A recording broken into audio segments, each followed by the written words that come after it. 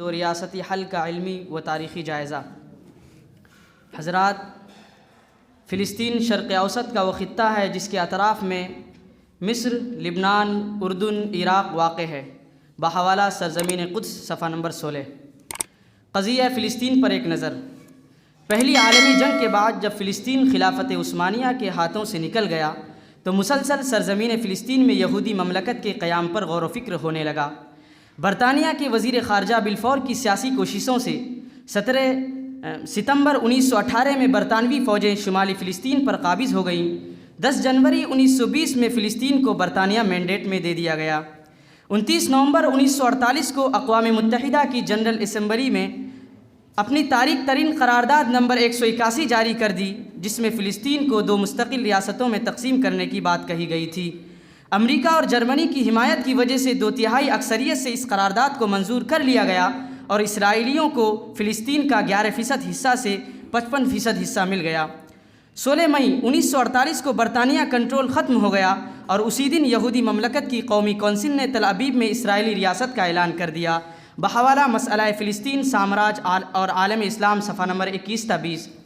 عرض فلسطین کے متعلق یہودیوں کا عقیدہ۔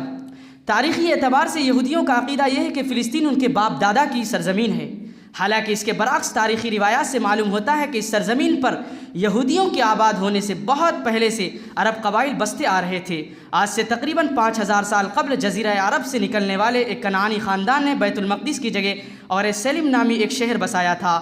اسی طرح ان کا یہ دعویٰ کہ دینی اعتبار سے وہ اس سرزمین کے حقیقی وارث ہیں، اس لیے کہ اللہ تعالیٰ نے حضرت ابراہیم علیہ السلام سے ان کی اولاد کے سلسلے میں ارض فلسطین کا وعدہ کیا تھا۔ اس اساس پر وہ اس کو ارض موعود کہتے ہیں۔ یہ عقیدہ بھی بے بنیاد ہے، کیونکہ اللہ تعالیٰ کے نزدیک انبیاء کی صلبی اولاد سے زیادہ اہمیت روحانی اولاد کی ہوا کرتی ہے۔ اسی طرح ان کا یہ دعویٰ کہ قبۃ الصخرہ کی جگہ ہیکل سلیمانی موجود تھا، یہ دعویٰ بھی بے بنیاد ہے، اس لیے کہ آثار قدیمہ کے صہیونی ماہر مائر بن دوف نے اپنی 25 سالہ تحقیق کے نتیجے میں یہ بات پیش کی ہے کہ مسجد اقصیٰ کے نیچے ہیکل نامی کسی چیز کے اثرات نہیں ملتے۔ بحوالہ الاخبار مہد، امام حسن البنا، شہید بھٹکل، صفحہ نمبر 17 تا 18۔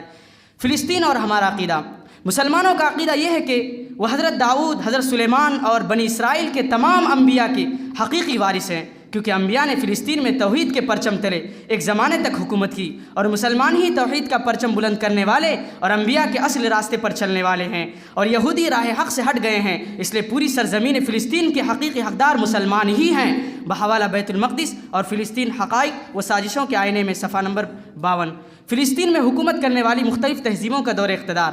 بنی اسرائیل کی حکومت 418 سال، عراقی حکومت 47 سال، ایرانی حکومت 207 سال، اغریقی حکومت 269 سال، رومانی حکومت 299 سال، اسلامی حکومت 1200 سال سے زائد ہیں۔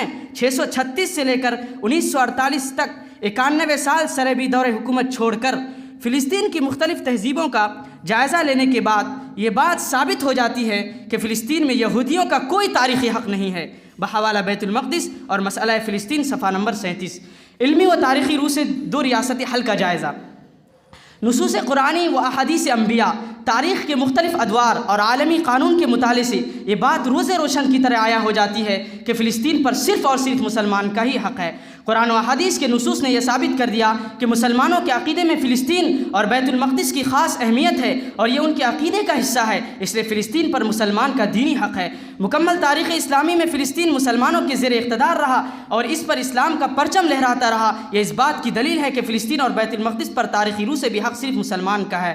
بین الاقوامی قانون کے آئینے میں بھی صاف طور پر نظر آتا ہے کہ شرعی اعتبار سے بھی فلسطین کے حقیقی وارث مسلمان ہیں، نہ کوئی اور قوم و ملت۔ اس لیے جو لوگ 2 ریاستی حل پیش کرتے ہیں وہ ناقابل قبول ہے۔ صلاح الدین سلطان عبد الحمید کی زبان سے نکلا یہ جملہ واضح طور سے فلسطین پر مسلمانوں کے دینی، تاریخی اور شرعی حق کو ظاہر کرتا ہے کہ میں فلسطین کی ایک بالش مٹی سے بھی دستبردار نہیں ہو سکتا ہوں، اس لیے کہ یہ میری ملکیت نہیں بلکہ میری قوم کی ملکیت ہے۔ میری قوم نے اس سرزمین کے لیے قربانیاں دی اور اپنے خون سے اس کو سیراب کیا، اس لیے 2 ریاستی حل کا سوال ہی پیدا نہیں ہوتا۔ حل صرف اور صرف ایک ہے، جس کی سرزمین ہے اس کو دے دی جائے، مسلمانوں کے علاوہ اس کا کوئی دوسرا حل نہیں ہے۔ وہ سرزمین مسلمانوں کی ہے، اس لیے مسلمانوں کو دے دی جائے۔ بحوالہ بیت المقدس اور فلسطین، حقائق و سازشوں کے آئینے میں، صفحہ نمبر 81۔ وآخر دعوانا الحمد للہ رب العالمین۔